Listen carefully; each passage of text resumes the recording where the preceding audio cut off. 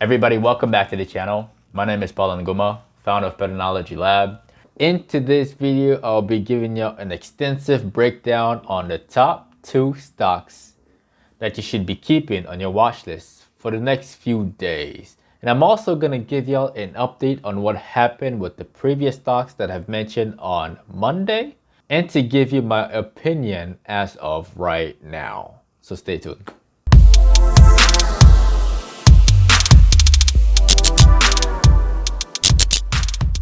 To start off the video, let's take a look at GoGo. Okay, so GoGo is one of the stocks that I've mentioned yesterday, or on Monday I should say, and it's not going as high as I want it to go. It's taking a turn for the worse, and honestly, let me zoom out a bit. Let's see. It's looking pretty vertical. And I wouldn't be surprised to see this thing crumbling back down like immediately. But I will also not be opposed to it just consolidating sideways and to go up even higher. Again, the higher it goes, the more room at the bottom for it to crash back down. And the more it crashes back down, the more money we make as short sellers. So that's the first stock.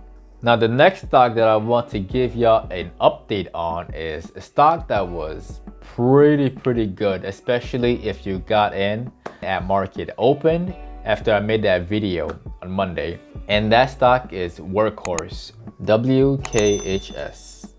Yes, as you can see, my drawings are still on the chart and the end pattern is still there and it's moving in the right direction. Let me change that to the 4-hour time frame. And yeah, I don't see this thing is not looking weak at all. It's actually going the way it's supposed to go. I see this thing going all the way up to, like, I don't know, around $30, okay? Maybe even higher, either this week or the next week. But so far so good. It's moving as planned. I like it. And this one is a hold for me. Now, the last stock that I want to give y'all an update on is this one, Cisco. Yes, and in one of my previous videos, I think this was last week's video, I've mentioned this pattern, the reverse head and shoulders. It was looking really good. Obviously, there is the gap here that still needs to be filled, right? The gap is there. And if you look closely, the video, when I made that video, we were right here. And then the stock did what I didn't want it to do, which is to gap down. And as soon as it gapped down and it broke through that line, which I drew in that video, a bunch of short sellers just went on because the floor broke and everybody who went long the day before I made the video sold, and all the short sellers hopped on as soon as they sensed that fear in the hearts of the dip buyers who went long. But as of right now, the way I'm looking at the stock right now, could it drop any further? It definitely could, but I highly doubt it. I would be a little surprised to see this thing drop some more. And the reason why I say that is because of this right here. If we take a look at the previous support levels right here, here's one. And then let me just zoom in right here. Here's another one right here and another one right here. And as of right now, as of today, we are right on it, okay? We're right on it. But if it drops a bit lower, the stock may make lower lows. But at the same time, if it opens higher, all of the short sellers who got in on that day will cover. Because if they don't cover, they will get squeezed. And if they cover late, then they will still get squeezed. The important thing about the direction of this stock as of right now is the way it opens in the morning. Before we move on further to the new stocks of today, if you got value from this video, destroy the like button for the YouTube algorithm and also subscribe if you're new. Now, the first new stock that I want to discuss with all of you about is this one right here. CWH. Yeah. Now, the pattern that I see here is actually on the 4-hour time frame. Yeah, the pattern is on the 4-hour time frame. And the reason why I want to show this with all of you, we're gonna make a comparison between this one right here and another stock which I have traded multiple times in the past and made videos about. So the pattern I see here is the reverse head and shoulders right there, which was very clean, played out very nicely. Again, there's a long wick filled with dip buyers, and all these dip buyers are making bank right now.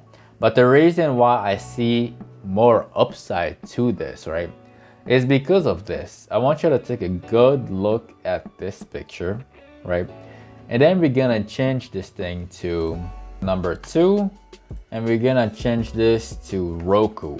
Yeah. And I want to show you guys this segment right here, right?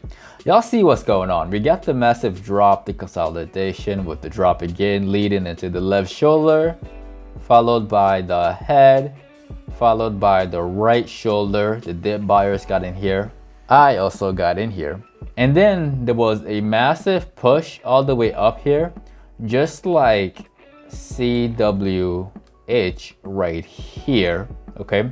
Then if you go back to Roku, we can see that it tanked right back down for 1 day before pushing up even higher to these levels right here, okay?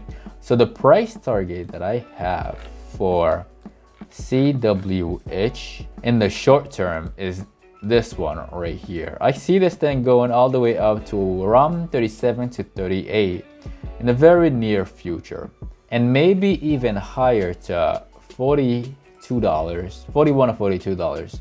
Maybe. That's a strong maybe. Again, these are the reasons why you should keep CWH on your watch list.